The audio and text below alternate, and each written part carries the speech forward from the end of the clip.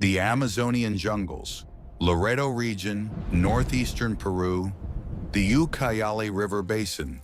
Above this green hell, a catastrophe struck. The plane went down and the world forgot.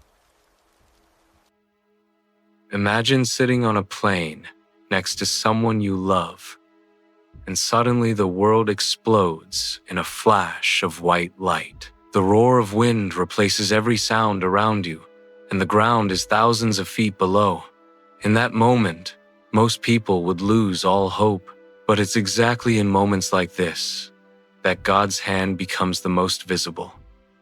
And if you think God's help is found only in churches, this story will prove otherwise, because this miracle unfolded in the sky, 3 kilometers above the ground, and deep in the heart of the Amazon rainforest.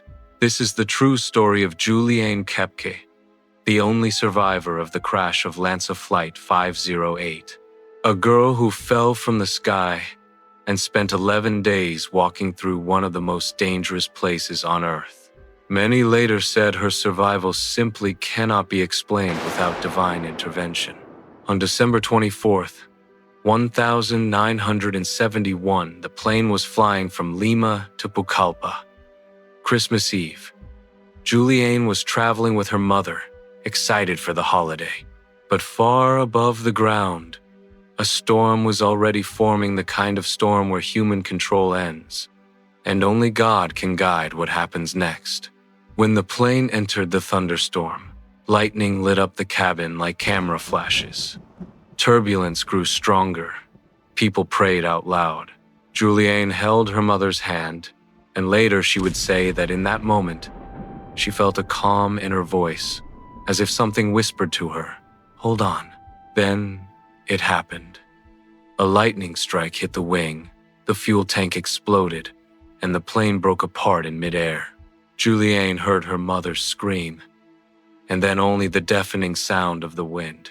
She was thrown out of the aircraft, still strapped to her seat, falling through clouds into the vast green wilderness below. Experts would later claim that the trees and air currents slowed her fall, but millions of people who heard her story believed something greater was at work that day. Surviving a fall from that height is beyond logic, but not beyond God. When Juliane regained consciousness, she was lying on the jungle floor, alive. Her collarbone was broken, her arm deeply cut, her body bruised, and her glasses lost. All around her, the Amazon rainforest, one of the deadliest environments on Earth. And yet her first thought was not panic. She later said, "I felt like something was guiding me." There were no rescuers. 92 people were on board, including her mother. Juliane called out for her, but only the buzzing of insects answered. She was completely alone, but she didn't feel abandoned.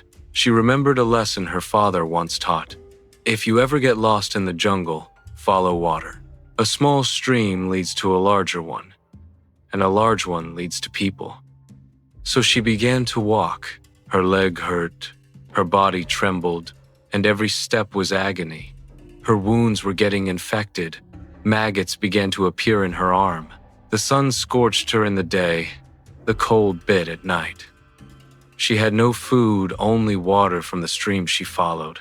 But she moved forward, step by step, as if someone was giving her strength beyond her own. Everything in the Amazon can kill. The plants, the insects, the animals. But strangely, nothing touched her. She walked in waters full of piranhas and stingrays untouched. She slept on the forest floor. Not a single poisonous snake came near. She collapsed from exhaustion many times, yet always found the strength to get up again. Coincidences? Perhaps. But when miracles stack one on top of another, they stop looking like coincidence.